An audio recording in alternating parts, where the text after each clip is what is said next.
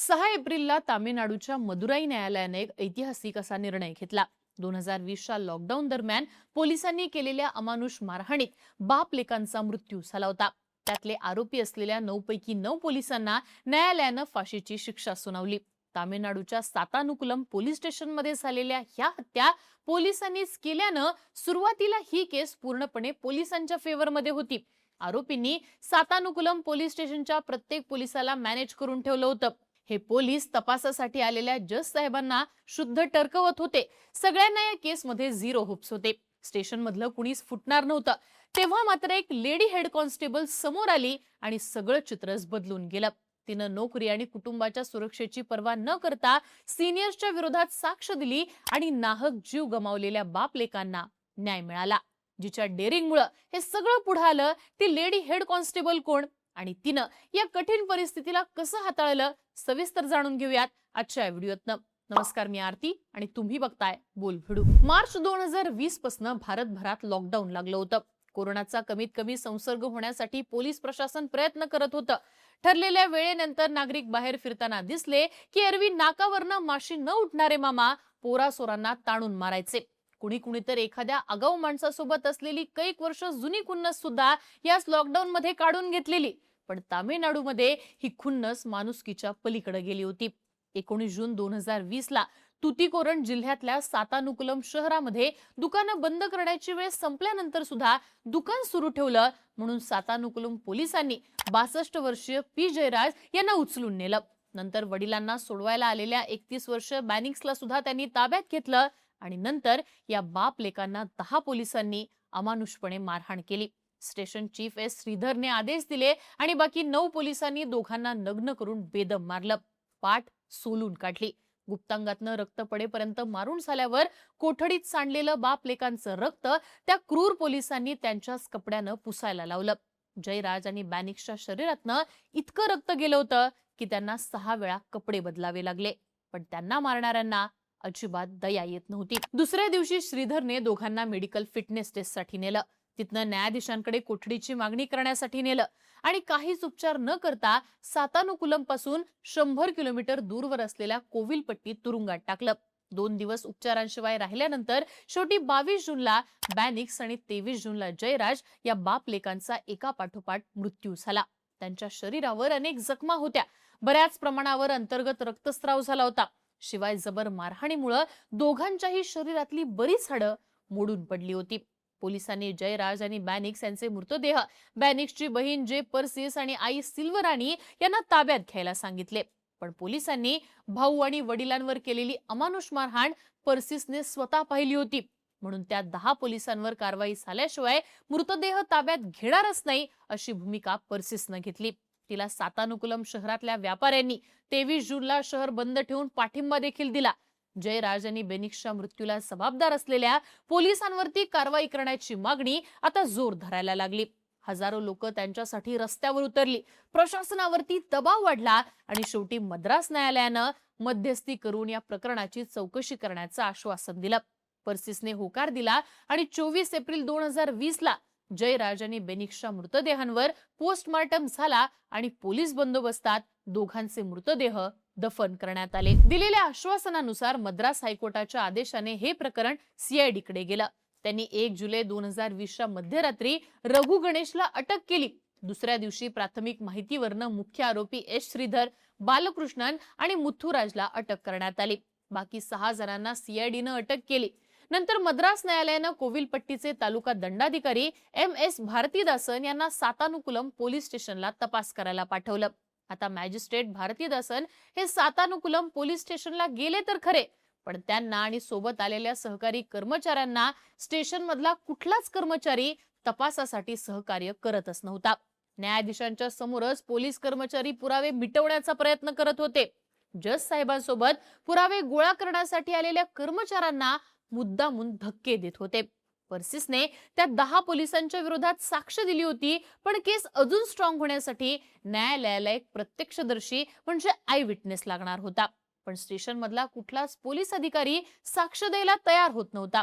मग या सगळ्यात मॅजिस्ट्रेट भारतीदासन कंटाळून गेले। पण अगदी त्याच वेळेला सातानुकुलम पोलीस स्टेशनमध्ये काम करणारी एक lady head constable R Revathi जज साहेबांकडे गेली आणि ती हळू आवाजात काहीतरी कुजबुजू लागली. मला सगळं माहितीये, मी सगळं डोळ्याने पाहिले, पण सिनियर ऑफिसर्स कडनं माझ्या आणि माझ्या परिवाराच्या जीवाला धोका आहे. मला सुरक्षा द्या. मी प्रमुख साक्षीदार व्हायला तयार आहे, असं तिनं जज साहेबांना सांगितलं. खरं तर ही बातमी समोर आल्यानंतर पोलीस खात्याची चांगलीच बदनामी झाली होती. पण रेवतीनं सांगितल्याप्रमाणे वरिष्ठ अधिकाऱ्यांनी घटनेच्या वेळी उपस्थित असलेल्या पोलिसांना जज साहेबांसमोर तोंड बंद ठेवायला सांगितलेलं होतं. त्यांनी रेवतीवरती सुद्धा साक्ष न देण्यासाठी दबाव टाकला होता. पण जयराज आणि बेनिक्स हे निर्दोष असताना सुद्धा श्रीधर आणि त्याच्या साथीदारांनी दोघांनाही अमानुषपणे मारलं आणि त्यामुळेच त्यांचा मृत्यू झाला हे सत्य रेवतीला समोर आणायचं होतं. इतका सगळा दबाव झुगारून रेवतीनं साक्ष देण्याची तयारी दाखवल्यानं मग जज साहेबांनी तिला आणि तिच्या कुटुंबाला सुरक्षा दिली. रेवतीनं स्वतः पाहिलेला घटनाक्रम एका ओळीने सांगितला. 19 जूनला रेवतीला नाईट ड्युटी होती. घराची कामं आटपून 8:30 वाजता ती सातानुकुलम पोलीस स्टेशनला पोहोचली. आज जाता तिला कोठडीतनं मोठमोठ्यानं रडण्याचे आवाज आले. तिनं खोलीच्या जवळ जाऊन पाहिलं तर PI Shridhar, PSI Balakrishnan, PSI Raghu Ganesh, head constable Murugan आणि इतर 6 जण जयराज आणि बेनिक्सला काठ्यांनी बेदम मारत होते. या बाप लेकांना त्यांनी नग्न करून दोरीने बांधलेलं होतं. मुरुगन त्यांना इतकी ताकद लावून मारत होता की त्यांच्या शर्टच्या गुंड्या सुद्धा तुटून गेल्या होत्या. ते जयराज आणि बेनिक्सच्या गुप्तांगावर कधी लाठीनं मारायचे तर कधी लाथा घालायचे. मारता मारता थकले की ते जरा वेळ बसून दारू प्यायचे आणि तरतरी आली की परत मारायला भिडायचे. त्यांनी जयराज आणि बेनिक्सचं अक्षरशः कातडं सोलून काढलं.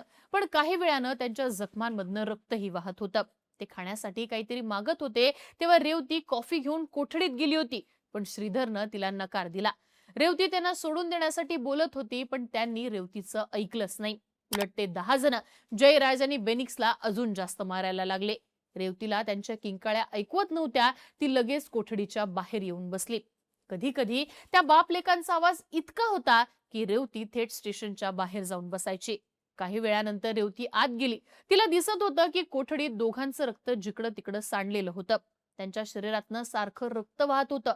पण श्रीधरला त्यांच्यावर जराही तरस येत नव्हता. त्याने जयराज आणि बेनिक्सला त्यांच्याच कपड्यांनी जमिनीवर लागलेलं रक्त पुसायला लावलं.